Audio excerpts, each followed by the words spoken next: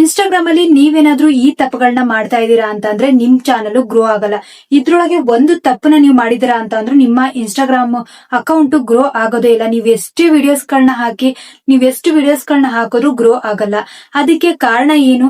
ನೀವ್ ಏನ್ ತಪ್ಪು ಮಾಡ್ತಾ ಇದ್ದೀರಾ, ಯಾವ ತಪ್ಪನ್ನ ಮಾಡಬಾರ್ದು, ಇದನ್ನೆಲ್ಲ ಕಂಪ್ಲೀಟ್ ಆಗಿ ನಾನು ಎಕ್ಸ್ಪ್ಲೇನ್ ಮಾಡ್ತೀನಿ. ವಿಡಿಯೋ ಎಲ್ಲೂ ಸ್ಕಿಪ್ ಮಾಡೋದಕ್ಕೆ ಹೋಗ್ಬೇಡಿ, ಕಂಪ್ಲೀಟ್ ಆಗಿ ವಿಡಿಯೋ ನೋಡಿ. ಮೇನ್ ಆಗಿ ನೀವು ಮಾಡ್ಬೇಕಾಗಿರೋದು ಲೋ ಕ್ವಾಲಿಟಿ ಕಂಟೆಂಟ್ ಗಳನ್ನ ಹಾಕಬಾರ್ದು. ಲೋ ಕ್ವಾಲಿಟಿ ಕಂಟೆಂಟ್ ಅಂತ ಅಂದ್ರೆ ಏನು ಅಂದ್ರೆ ಇವಾಗ 1080, 2K, 4K ಈ ರೀತಿ ಎಲ್ಲ ಇರುತ್ತೆ. ಅದಕ್ಕಿಂತ ಕೆಳಗೆ ಹಾಕೋದು. ಇವಾಗ 720p ಹಂಗೆಲ್ಲ ಹಾಕಿದೀರಾ ಅಂತಂದ್ರೆ ನಿಮ್ಮ ವಿಡಿಯೋಸ್ಗಳು ಬ್ಲರ್ ಆಗಿ ಬರುತ್ತೆ, ಕ್ವಾಲಿಟಿ ಚೆನ್ನಾಗಿ ಕಾಣಿಸ್ತಾ ಇರಲ್ಲ, ನೋಡೋರಿಗೆ ಅದು ಅಷ್ಟು ಇಂಟ್ರೆಸ್ಟಿಂಗ್ ಅಂತೇಳಿ ಅನ್ಸಲ್ಲ. ಅದಕ್ಕೆ ಆ ರೀತಿ ಲೋ ಕ್ವಾಲಿಟಿ ವಿಡಿಯೋಸ್ಗಳನ್ನ ಹಾಕ್ಬೇಡಿ. ನೀವು ವಿಡಿಯೋಸ್ಗಳನ್ನ ಕ್ರಿಯೇಟ್ ಮಾಡಿರ್ತೀರಾ, ನಾನು ಅಷ್ಟೇ ಎಷ್ಟೋ ವಿಡಿಯೋಸ್ಗಳನ್ನ ಕ್ರಿಯೇಟ್ ಮಾಡ್ತೀನಿ. ಒಂದ್ ವೇಳೆ ಅದು ಬ್ಲರ್ ಆಗಿ ಕಾಣಿಸ್ತಾ ಇದೆ, ಕ್ವಾಲಿಟಿ ಚೆನ್ನಾಗಿ ಬಂದಿಲ್ಲ, ಏನೋ ಒಂದ್ ಮಿಸ್ಟೇಕ್ ಇದೆ ಅಂತ ಅಂದ್ರೆ ನಾನು ಆ ವಿಡಿಯೋನ ಹಾಕೋದಕ್ ಹೋಗಲ್ಲ. ಮತ್ತೆ ವಿಡಿಯೋ ಮತ್ತೆ ಚೇಂಜ್ ಮಾಡ್ತೀನಿ. ನಾನು ಇವಾಗ ಈ ಒಂದು ಇನ್ಸ್ಟಾಗ್ರಾಮ್ ಅಲ್ಲಿ ಏನಾದ್ರೂ ಅಪ್ಡೇಟ್ ಕೊಡ್ತಾ ಇದೀನಿ, ಏನೋ ವಿಡಿಯೋ ಮಾಡ್ತಾ ಇದೀನಿ ಅಂತಂದ್ರೆ ಒಂದ್ ವೇಳೆ ಅದು ವಿಡಿಯೋ ಕರೆಕ್ಟ್ ಆಗಿ ಬಂದಿಲ್ಲ ಅಂತಂದ್ರೆ ಮತ್ತೆ ನಾನು ವಿಡಿಯೋ ಮಾಡ್ತೀನಿ, ಅದನ್ನ ಎಡಿಟಿಂಗ್ ಮಾಡೋದಕ್ಕೆ ಹೋಗಲ್ಲ. ಯಾಕೆ ಅಂತ ಅಂದ್ರೆ ಕ್ವಾಲಿಟಿ ಚೆನ್ನಾಗಿರ್ಲೇಬೇಕು. ಯೂಟ್ಯೂಬ್ ನಲ್ಲಿ ಆಗಿರ್ಲಿ, ಇನ್ಸ್ಟಾಗ್ರಾಮ್ ಅಲ್ಲಿ ಆಗಿರ್ಲಿ, ವಿಡಿಯೋ ಕ್ವಾಲಿಟಿ ಚೆನ್ನಾಗಿದೆ ಅಂತಂದ್ರೆ ಎಲ್ಲರೂ ನೋಡ್ತಾರೆ. ಆದ್ರೆ ವಿಡಿಯೋ ಕ್ವಾಲಿಟಿ ಚೆನ್ನಾಗಿಲ್ಲ ಅಂತಂದ್ರೆ ಯಾರು ವಿಡಿಯೋಸ್ಗಳನ್ನ ನೋಡೋದಕ್ ಹೋಗಲ್ಲ. ಅದಕ್ಕೆ ಆದಷ್ಟು ಕ್ವಾಲಿಟಿ ವಿಡಿಯೋಸ್ಗಳನ್ನ ಹಾಕಿ. ಬ್ಲರ್ ಆಗಿರಬಾರ್ದು. ವಿಡಿಯೋಸ್ ನಲ್ಲಿ ನೀವು ಹಾಕುವಾಗ ಬ್ಲರ್ ಆಗಿ ಕಾಣಿಸ್ತಾ ಇದೆ, ಏನೋ ಕ್ಯಾಮ್ರಾದಲ್ಲಿ ಏನೋ ಬ್ಲರ್ ಆಗಿರುತ್ತೆ, ಒಂದ್ ಸ್ವಲ್ಪ ರಬ್ ಮಾಡಿ. ಕ್ಯಾಮ್ರಾ ನೀವು ಯೂಸ್ ಮಾಡೋದಕ್ಕಿಂತ ಮೊದಲು, ವಿಡಿಯೋ ರೆಕಾರ್ಡ್ ಮಾಡೋಕ್ಕಿಂತ ಮೊದಲು ಒಂದ್ಸಲಿ ರಬ್ ಮಾಡಿ ಚೆಕ್ ಮಾಡ್ಕೊಳ್ಳಿ. ಆ ರೀತಿ ಎಲ್ಲ ಮಾಡಿದಿರಾ ಅಂತಂದ್ರೆ ನಿಮ್ಮ ವಿಡಿಯೋ ಕ್ವಾಲಿಟಿನೂ ಚೆನ್ನಾಗಿರುತ್ತೆ, ಕ್ಲಾರಿಟಿನೂ ಚೆನ್ನಾಗಿರುತ್ತೆ. ಇದಾದ್ಮೇಲೆ ಮೇನ್ ಆಗಿ ಮಾಡ್ಬೇಕಾಗಿರೋದು ವೀಕ್ ಹುಕ್ ಇರಬಾರ್ದು. ಇನ್ಸ್ಟಾಗ್ರಾಮ್ ಅಲ್ಲಿ ನೀವೇನಾದ್ರೂ ವಿಡಿಯೋನ ಅಪ್ಲೋಡ್ ಮಾಡ್ತಾ ಇದ್ರ ಅಂದ್ರೆ ಮಿನಿಮಮ್ 3 ಸೆಕೆಂಡ್ ಒಳಗಡೆನೆ ಒಂದು ಒಳ್ಳೆ ಹುಕ್ ಇರಬೇಕು. ಒಳ್ಳೆ ಹುಕ್ ಇತ್ತು ಅಂತಂದ್ರೆ ಏನು ಹುಕ್ ಅಂತಂದ್ರೆ ಸ್ಟಾಪ್ ಸ್ಕ್ರೋಲಿಂಗ್ ಈ ರೀತಿ ಏನಾದ್ರೂ ಹೇಳ್ತೀವಿ. ಸ್ಟಾಪ್ ಸ್ಕ್ರೋಲಿಂಗ್ ಅಂತ ಹೇಳಿದ್ರೆ ಏನೋ ಹೇಳ್ತಾ ಇದಾರೆ ಅನ್ನೋ ಕ್ಯೂರಿಯಾಸಿಟಿಗೆ ಅವರಲ್ಲಿ ಸ್ಟಾಪ್ ಮಾಡ್ತಾರೆ. ಅವಾಗ ನಿಮ್ಮ ವಿಡಿಯೋ ಬೇರೆಯವರಿಗೆ ಪುಷ್ ಆಗುತ್ತೆ. ಅದಕ್ಕೆ ಏನ್ ಮಾಡ್ಬೇಕು ಅಂತಂದ್ರೆ 3 ಸೆಕೆಂಡ್ ಒಳಗಡೆ ಅವ್ರನ್ನ ಅಟ್ರಾಕ್ಟ್ ಮಾಡ್ಬೇಕು. ಈ ರೀತಿ ಮಾಡಿದೀರಾ ಅಂತಂದ್ರೆ ನಿಮ್ಗೆ ಬೇಗ ಗ್ರೋ ಆಗುತ್ತೆ, ನಿಮ್ಗೆ ಸಬ್ಸ್ಕ್ರೈಬರ್ಸ್ ಬರ್ತಾರೆ, ಫಾಲೋವರ್ಸ್ ಬರ್ತಾರೆ, ಅದ್ರ ಜೊತೆಗೆ ನಿಮ್ಗೆ ವಿಡಿಯೋಸ್ ಗಳಿಗೆ ವ್ಯೂಸ್ ಚೆನ್ನಾಗಿ ಹೋಗುತ್ತೆ. ಅದಕ್ಕೆ ಆದಷ್ಟು ನೀವೇನ್ ಮಾಡ್ಬೇಕು ಅಂತಂದ್ರೆ 3 ಸೆಕೆಂಡ್ ನಲ್ಲಿ ಹುಕ್ ನ ಇಟ್ಕೊಳೋದನ್ನ ಮರಿಬಾರ್ದು. ವೀಕ್ ಹುಕ್ ನ ಹಾಕಿದೀರಾ ಅಂತಂದ್ರೆ ನಿಮ್ಗೆ ವಿಡಿಯೋಸ್ಗೆ ಬೇಗ ಯಾರು ನೋಡೋದಿಲ್ಲ, ಏನೋ ಒಂದ್ ಸ್ಟೋರಿ ಹೇಳ್ಕೊಂಡು ಹೋಗ್ತಾ ಇದಾರೆ ಅಂತೇಳಿ ಅಲ್ಲೇ ಸ್ಟಾಪ್ ಮಾಡ್ತಾರೆ. ಈಗ ರಾಂಗ್ ಹ್ಯಾಶ್ ಟ್ಯಾಗ್ಸ್ ಗಳನ್ನ ಹಾಕೋದಕ್ ಹೋಗ್ಬೇಡಿ. ರಾಂಗ್ ಹ್ಯಾಶ್ ಟ್ಯಾಗ್ಸ್ ಗಳನ್ನ ಹಾಕೋದು ಅಂತಂದ್ರೆ ಇವಾಗ ನೀವು ಒಂದು ಎಂಟರ್ಟೈನ್ಮೆಂಟ್ ವಿಡಿಯೋಸ್ ಗಳನ್ನ ಕ್ರಿಯೇಟ್ ಮಾಡಿದಿರಾ, ಎಂಟರ್ಟೈನ್ಮೆಂಟ್ ವಿಡಿಯೋಸ್ ಗಳನ್ನ ಬಿಟ್ಟು ಯಾವ್ದೋ ಎಜುಕೇಶನ್ ಹ್ಯಾಶ್ ಟ್ಯಾಗ್ ಹಾಕಿದಿರಾ, ಯಾವ್ದೋ ಕಾಮಿಡಿ ವಿಡಿಯೋ ಹಾಕಿದಿರಾ. ಕಾಮಿಡಿ ಅಂದ್ರೆ Instagram comedy, shorts, funny video ಹಿಂಗೇನಾದ್ರೂ ಹಾಕ್ತಾರೆ. ಅದನ್ನ ಬಿಟ್ಬಿಟ್ಟು educational video, information video, inspiration video ಹಿಂಗೇನಾದ್ರೂ ಹಾಕಿದಿರಾ ಅಂತಂದ್ರೆ ಯಾರು ನಿಮ್ ವಿಡಿಯೋಸ್ ಗಳನ್ನ ನೋಡಲ್ಲ. ಅದು ಯಾರಿಗ್ ರೀಚ್ ಆಗಿರ್ಬೇಕಾಗಿತ್ತೋ ಅವರಿಗೆ ರೀಚ್ ಆಗಲ್ಲ. ಅದಕ್ಕೆ ನೀವೇನ್ ಮಾಡ್ಬೇಕು, ಕರೆಕ್ಟ್ ಆಗಿರುವಂತ ಹ್ಯಾಶ್ ಟ್ಯಾಗ್ ನ ಹಾಕಿದ್ರೆ ಮಾತ್ರ ನಿಮ್ಮ ಅಕೌಂಟ್ ಬೇಗ ರೀಚ್ ಆಗುತ್ತೆ. ಎಷ್ಟು ಜನ ನೋಡ್ಬೇಕೋ ಅದನ್ನ ಚೆನ್ನಾಗಿ ರೀಚ್ ಆಗ್ಬೇಕು ಅಂದ್ರೆ ಹ್ಯಾಶ್ ಟ್ಯಾಗು ತುಂಬಾನೇ ಇಂಪಾರ್ಟೆಂಟ್ ಆಗುತ್ತೆ. ಕನ್ಸಿಸ್ಟೆನ್ಸಿ ಅಂತ ಅಂದ್ರೆ ನೀವು ತಿಂಗಳಿಗೆ 1 ವಿಡಿಯೋಗಳನ್ನ ಹಾಕೋದು. ಈ ರೀತಿ ಏನಾದ್ರೂ ಮಾಡಿದೀರಾ ಅಂದ್ರೆ ನಿಮ್ಗೆ ವ್ಯೂಸ್ ಬರಲ್ಲ. ಕನ್ಸಿಸ್ಟೆನ್ಸಿ ಚೆನ್ನಾಗಿರ್ಬೇಕು. ನೀವು ವಾರದಲ್ಲಿ 3 ವಿಡಿಯೋ ಆದ್ರೂ ಹಾಕಿ, ದಿನಾ ವಿಡಿಯೋ ಹಾಕಕ್ ಆಗ್ಲಿಲ್ಲ ಅಂದ್ರೂ ವಾರದಲ್ಲಿ 3 ರಿಂದ 4 ವಿಡಿಯೋ ಆದ್ರೂ ಹಾಕಿ. ಅವಾಗ ನಿಮ್ಮ ಅಕೌಂಟ್ ಬೇಗ ಗ್ರೋ ಆಗುತ್ತೆ. ನೀವು ಒಂದ್ ವೇಳೆ 1 ಮಂತಿಗೆ ಒಂದ್ಸಲಿ ಹಾಕೋದು, 15 ಡೇಸ್ಗೆ ಒಂದ್ಸಲಿ ಹಾಕೋದು, ಈ ರೀತಿ ಏನಾದ್ರೂ ಮಾಡ್ತಾ ಇದೀರಾ ಅಂತ ಅಂದ್ರೆ ನಿಮ್ ಇನ್ಸ್ಟಾಗ್ರಾಮ್ ಅಕೌಂಟ್ ಬೇಗ ಗ್ರೋ ಆಗಲ್ಲ. ಇದನ್ನ ನೆನಪಲ್ಲಿ ಇಟ್ಕೊಳ್ಳಿ. ಕನ್ಸಿಸ್ಟೆನ್ಸಿ ತುಂಬಾನೇ ಇಂಪಾರ್ಟೆಂಟ್. ಟ್ರೆಂಡಿಂಗ್ ಆಡಿಯೋಸ್ ಗಳನ್ನ ಯೂಸ್ ಮಾಡಿ. ಟ್ರೆಂಡಿಂಗ್ ಆಡಿಯೋಸ್ ಗಳನ್ನ ಯಾಕೆ ಯೂಸ್ ಮಾಡ್ಬೇಕು ಅಂತ ಅಂದ್ರೆ ಇವಾಗ ಟ್ರೆಂಡಿಂಗ್ ವಿಡಿಯೋಸ್ ಗಳನ್ನ ಎಲ್ಲರೂ ನೋಡ್ತಾರೆ. ಟ್ರೆಂಡಿಂಗ್ ಆಡಿಯೋಸ್ ಗಳನ್ನ ನೀವು ಯೂಸ್ ಮಾಡೋದ್ರಿಂದ ಇವಾಗ ಏನೋ ಒಂದು ಟೆಕ್ ಹೇಳ್ತಾ ಇದ್ದೀರಾ, ಏನೋ ಹೇಳ್ತಾ ಇದ್ರ, ಕುಕಿಂಗ್ ಮಾಡ್ತಾ ಇದ್ರ, ಅದಕ್ಕೆಲ್ಲ ಟ್ರೆಂಡಿಂಗ್ ಆಡಿಯೋಸ್ ಗಳನ್ನ ಯೂಸ್ ಮಾಡೋದ್ರಿಂದ ಜನರು ಅದನ್ನ ನೋಡ್ತಾರೆ. ಯಾಕಂತ ಹೇಳಿದ್ರೆ ನಾವು ಬರೀ ಮಾತಾಡ್ಕೊಳ್ತಾ ಹೋದ್ರೆ ಏನಾಗುತ್ತೆ ಅಂತಂದ್ರೆ ಯಾರು ಅಷ್ಟನ್ನ ಕೇಳಿಸ್ಕೊಳಲ್ಲ. ಅಟ್ಲೀಸ್ಟ್ ಯೂಟ್ಯೂಬ್ ಅಲ್ಲಿ ಕೇಳಿಸ್ಕೋಬಹುದು, ಆದ್ರೆ ಇನ್ಸ್ಟಾಗ್ರಾಮ್ ಅಲ್ಲಿ ಯಾರು ಅಷ್ಟು ಕೇಳಿಸ್ಕೊಳ್ಳುವಂತ ಪೇಷನ್ಸ್ ಇಲ್ಲ. ಏನೋ ಒಂದು ಕ್ಯೂರಿಯಾಸಿಟಿ ಇದ್ರೆ ಮಾತ್ರ ಅಲ್ಲಿ ಕೇಳಿಸ್ಕೊಂತಾರೆ. ಇಲ್ಲ ಏನೋ ಟ್ರೆಂಡಿಂಗ್ ಮ್ಯೂಸಿಕ್ ಇತ್ತು ಅಂತ ಅಂದ್ರೆ ಅದನ್ನ ಕೇಳಿಸ್ಕೊಂತಾರೆ.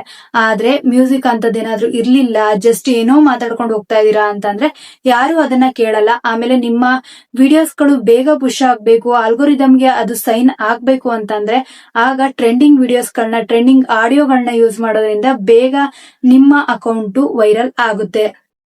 ಕ್ಯಾಪ್ಷನ್ ಗಳನ್ನ ಇಗ್ನೋರ್ ಮಾಡೋದಕ್ಕೆ ಹೋಗ್ಬೇಡಿ. ಕ್ಯಾಪ್ಷನ್ಸ್ ಗಳನ್ನೆಲ್ಲ ಹಾಕಿ, ಕನ್ನಡ ಬರಲಾರ್ದರು ಇಂಗ್ಲಿಷ್ ಅಲ್ಲಿ ನೋಡ್ತಾರೆ. ಅದರಿಂದ ಕ್ಯಾಪ್ಷನ್ ಹಾಕಿದ್ರೆ ನಿಮ್ಗೆ ತುಂಬಾನೇ ಹೆಲ್ಪ್ ಆಗುತ್ತೆ, ಬೇರೆಯವರಿಗೆ ಅದು ರೀಚ್ ಆಗುತ್ತೆ. ಈ ಕನ್ನಡ ಬರ್ತಾ ಇರಲ್ಲ ಅವರಿಗೆ, ಇಂಗ್ಲಿಷ್ ಅಲ್ಲಿ ಮಾತಾಡ್ತಾ ಇರ್ತಾರೆ, ಇಂಗ್ಲಿಷ್ ಕ್ಯಾಪ್ಷನ್ ಆದ್ರೂ ಅಟ್ಲೀಸ್ಟ್ ಓದ್ಕೊಂತಾರೆ. ಇದ್ರಿಂದ ಈ ರೀತಿ ಎಲ್ಲ ಮಾಡಿ ಕ್ಯಾಪ್ಷನ್ ಹಾಕೋದನ್ನ ಮರಿಬೇಡಿ. ಆಡಿಯನ್ಸ್ ಜೊತೆ ಎಂಗೇಜ್ ಆಗಿರಿ. ಆಡಿಯನ್ಸ್ ಜೊತೆ ಎಂಗೇಜ್ ಆಗಿರೋದು ಅಂದ್ರೆ ಏನು? ಯಾವಾಗ್ಲೂ ನಾವು ಅವ್ರಿಗೆ ಕಮೆಂಟ್ ಮಾಡ್ಕೊಂತಾ ಇರ್ಬೇಕಾ? ಯಾವಾಗ್ಲೂ ನಾವು ಅವರಿಗೆ ಮೆಸೇಜ್ ಮಾಡ್ಕೊಳ್ತಾ ಇದ್ರೆ ಅವಾಗ ಆಡಿಯನ್ಸ್ ಜೊತೆ ಎಂಗೇಜ್ ಆದಂಗಿರೋದ? ಅಲ್ಲ. ನಿಮ್ಗೆ ಕಮೆಂಟ್ ಬರ್ತವೆ, ಈ ವಿಡಿಯೋಸ್ಗೆ ಏನಾದ್ರೂ ಇವಾಗ ಲೈಕ್ ಮಾಡ್ತಾರೆ, ಕಮೆಂಟ್ ಮಾಡ್ತಾರೆ, ಚೆನ್ನಾಗಿದೆ ಅಂತ ಹೇಳ್ತಾರೆ. ನಿಮ್ಗೆ ಅದ್ರೊಳಗೆ ಪಾಸಿಟಿವ್ ಅನ್ಸ್ತು ಅಂತಂದ್ರೆ ಅವ್ರಿಗಾದ್ರೂ ರಿಪ್ಲೈ ಮಾಡಿ. ಎಲ್ರಿಗೂ ರಿಪ್ಲೈ ಮಾಡಿ ಅಂತ ನಾನು ಹೇಳಲ್ಲ. ನಿಮ್ಗೆ ಓಕೆ ಇವ್ರೇನೋ ನಮ್ಗೆ ಪಾಸಿಟಿವ್ ಆಗಿ ಇನ್ಸ್ಪಿರೇಷನ್ ಕೊಡ್ತಾ ಇದಾರೆ ಅಂತದೇನಾದ್ರೂ ಅನ್ಸ್ತು ಅಂತಂದ್ರೆ ಅಟ್ಲೀಸ್ಟ್ ಅವ್ರಿಗಾದ್ರೂ ಥ್ಯಾಂಕ್ ಯು ಹೇಳೋದು ಹಂಗೇನಾದ್ರೂ ಮಾಡಿ. ಈ ರೀತಿ ಮಾಡೋದ್ರಿಂದ ನಿಮ್ಗೆ ಬೇಗ ಎಂಗೇಜ್ಮೆಂಟ್ ಇದ್ರೆ ಅದು ಆಲ್ಗೋರಿದಮ್ಗೆ ಗೊತ್ತಾಗುತ್ತೆ. ಆಗ ನಿಮ್ಮ ವಿಡಿಯೋಸ್ಗಳು ಬೇಗ ವೈರಲ್ ಆಗುತ್ತೆ. ಇಲ್ಲ ಅಂತಂದ್ರೆ ನೀವು ವಿಡಿಯೋಸ್ಗಳಲ್ಲಿ ಕಮೆಂಟ್ ಗಳಿಗೆಲ್ಲ ರಿಪ್ಲೈ ಮಾಡಿಲ್ಲ ಅಂತಂದ್ರೆ ಬೇರೆಯವರಿಗೆ ಆ ವಿಡಿಯೋ ಮತ್ತೆ ಜಾಸ್ತಿ ಜನಕ್ಕೆ ಅದು ಹೋಗಲ್ಲ. ಅದಕ್ಕೆ ಆದಷ್ಟು ಕಮೆಂಟ್ಸ್ ಗಳಿಗೆ ಇಂಪಾರ್ಟೆನ್ಸ್ ಕೊಡಿ. ಆದ್ರೆ ಜಾಸ್ತಿ ನಿಮ್ಗೆ ಅದು ಇಷ್ಟ ಇಲ್ಲ ಅಂತಂದ್ರೆ ಅವರಿಗೆಲ್ಲ ಕಮೆಂಟ್ ಮಾಡೋದಕ್ಕೆ ಹೋಗ್ಬಿಡಿ. ಎಲ್ಲಿ ಒಳ್ಳೆ ಇನ್ಸ್ಪಿರೇಷನ್ ಕೊಟ್ಟಿದಾರೋ ಓಕೆ ಅಂತ ಅಂದಿದಾರೋ ಅಲ್ಲಾದ್ರೂ ಅಟ್ಲೀಸ್ಟ್ ಥ್ಯಾಂಕ್ ಯು ಅಂತ ಹೇಳೋದಾದ್ರೂ ಮಾಡಿ. ಅದರಿಂದ ಬೇಗ ನಿಮ್ಮ ವಿಡಿಯೋಸ್ಗಳು ವೈರಲ್ ಮಾಡ್ಕೊಳ್ಬಹುದು. ಫೇಕ್ ಫಾಲೋವರ್ಸ್ ಮತ್ತೆ ಸ್ಪ್ಯಾಮ್ ನ ಮಾಡೋದು. ಫೇಕ್ ಫಾಲೋವರ್ಸ್ ಸ್ಪ್ಯಾಮ್ ಮಾಡೋದಂದ್ರೆ ಏನು? ಸ್ಪ್ಯಾಮ್ ಮಾಡೋದು ಅಂತಂದ್ರೆ ಮೇನ್ ಆಗಿ ನೀವು ಯಾರನ್ನೋ ಫಾಲೋ ಮಾಡಿರ್ತೀರಾ, ಫಾಲೋ ಮಾಡಿದ ತಕ್ಷಣ ನಾಳೆ ಅವ್ರನ್ನ ಅನ್ಫಾಲೋ ಮಾಡ್ತೀರಾ. ಇದು ಸಹಿತ ಸ್ಪ್ಯಾಮೆ. ಇದನ್ನ ಮಾಡೋದಕ್ಕೆ ಹೋಗ್ಬೇಡಿ. ಆಮೇಲೆ ನೀವು ಫಾಲೋವರ್ಸ್ ನ ಎಲ್ಲೋ ಗೂಗಲ್ ಅಲ್ಲೋ ವಾಟ್ಸ್ಆಪ್ ಅಲ್ಲೋ ಬೇರೆ ಹತ್ರ ಎಲ್ಲೇ ಆದ್ರೂ ತಗೊಂಡಿದೀರಾ ಅಂತಂದ್ರೆ ಅದ್ರಿಂದನೂ ನಿಮ್ಗೆ ಬೇಗ ವ್ಯೂಸ್ ಬರಲ್ಲ, ನಿಮ್ಮ ವಿಡಿಯೋಸ್ ಗಳು ಪುಷ್ ಆಗಲ್ಲ. ನೀವು ಆ ರೀತಿ ಫೇಕ್ ಫಾಲೋವರ್ಸ್ ನ ಮಾಡೋದ್ರಿಂದ ಮೇನ್ ಏನಾಗುತ್ತೆ ಅಂತಂದ್ರೆ ನಿಮ್ ವಿಡಿಯೋಸ್ ಗಳನ್ನ ಅವ್ರು ನೋಡಲ್ಲ. ನೀವ್ ಇವಾಗ ಫ್ರೆಂಡ್ಸ್ಗೆ ಯಾರೋ ಶೇರ್ ಮಾಡಿರ್ತೀರಾ, ಒಂದಿನ ನೋಡ್ಬೋದು, 2 ದಿನ ನೋಡ್ಬೋದು, ಆಮೇಲೆ ಅವ್ರು ನಿಮ್ಮ ವಿಡಿಯೋಸ್ ಗಳನ್ನ ಇಗ್ನೋರ್ ಮಾಡ್ತಾರೆ. ಅದೇ ರಿಯಲ್ ಫಾಲೋವರ್ಸ್ ಬರ್ಲಿ, ನಾನು ಇವ್ರ ವಿಡಿಯೋಸ್ ಗಳನ್ನ ನೋಡ್ಲೇಬೇಕು ಅನ್ನೋ ರಿಯಲ್ ಫಾಲೋವರ್ಸ್ ಏನಾದ್ರು ಬಂದಿದ್ದಾರೆ ಅಂತಂದ್ರೆ ಅವಾಗ ಅವರು ನೀವು ಹಾಕೋ ಪ್ರತಿಯೊಂದು ವಿಡಿಯೋನು ನೋಡ್ತಾರೆ. ಆಗ ನಿಮ್ಮ ವಿಡಿಯೋಸ್ ಗಳು ಬೇಗ ವೈರಲ್ ಆಗುತ್ತೆ. ಒಂದ್ ವೇಳೆ ಈ ರೀತಿ ಎಲ್ಲ ಮಾಡಿದೀರಾ, ಫೇಕ್ ಫಾಲೋವರ್ಸ್ ನ ತಗೊಂಡಿದೀರಾ, ಕಮ್ಯುನಿಟಿ ಗೈಡ್ಲೈನ್ಸ್ ಇನ್ಸ್ಟಾಗ್ರಾಮ್ ಅಲ್ಲಿ ಇರೋ ತರ ಏನಾದ್ರೂ ಅಲ್ಲಿ ಮಿಸ್ಯೂಸ್ ಮಾಡಿದೀರಾ ಅಂತಂದ್ರೆ ಆವಾಗ ನಿಮ್ಮ ವಿಡಿಯೋಸ್ ಗಳು ವೈರಲ್ ಆಗಲ್ಲ. ಆದಷ್ಟು ಇವೆಲ್ಲ ನೆನ್ಪಲ್ಲಿ ಇಟ್ಕೊಳ್ಬೇಕು. ಇವಾಗ ನೆನ್ಪಲ್ಲಿ ಇಟ್ಕೊಂಡಿಲ್ಲ, ನೀವು ಕಮ್ಯುನಿಟಿ ಗೈಡ್ಲೈನ್ಸ್ ನೆಲ್ಲ ಮಿಸ್ಯೂಸ್ ಮಾಡ್ಕೊಂತಾ ಇದೀರಾ ಅಂತಂದ್ರೆ ನಿಮ್ಮ ಅಕೌಂಟ್ ವೈರಲ್ ಆಗಲ್ಲ. ನಿಮ್ಗೆ ಒಂದ್ ವೇಳೆ ಇನ್ಸ್ಟಾಗ್ರಾಮ್ ಅಲ್ಲಿ ಕಮ್ಯುನಿಟಿ ಗೈಡ್ಲೈನ್ಸ್ ಬಗ್ಗೆ ನನಗೇನೂ ಗೊತ್ತಿಲ್ಲ ಅಂತ ಏನಾದ್ರೂ ಇದ್ರೆ ನನ್ ಕಮೆಂಟ್ ಮಾಡಿ. ಇನ್ಸ್ಟಾಗ್ರಾಮ್ ಅಲ್ಲಿ ಏನೇನ್ ಕಮ್ಯುನಿಟಿ ಗೈಡ್ಲೈನ್ಸ್ ಇದೆ, ಏನ್ ಮಾಡ್ಬೇಕು ಎಲ್ಲಾನು ನಾನು ಕಂಪ್ಲೀಟ್ ಆಗಿ ವಿಡಿಯೋದಲ್ಲೇ ಎಕ್ಸ್ಪ್ಲೈನ್ ಮಾಡ್ತೀನಿ. ಆವಾಗ ನಿಮ್ಗೆ ಏನ್ ಮಾಡ್ಬೇಕು ಅಂತ ಹೇಳಿ ಕಂಪ್ಲೀಟ್ ಆಗಿ ಅರ್ಥ ಆಗುತ್ತೆ.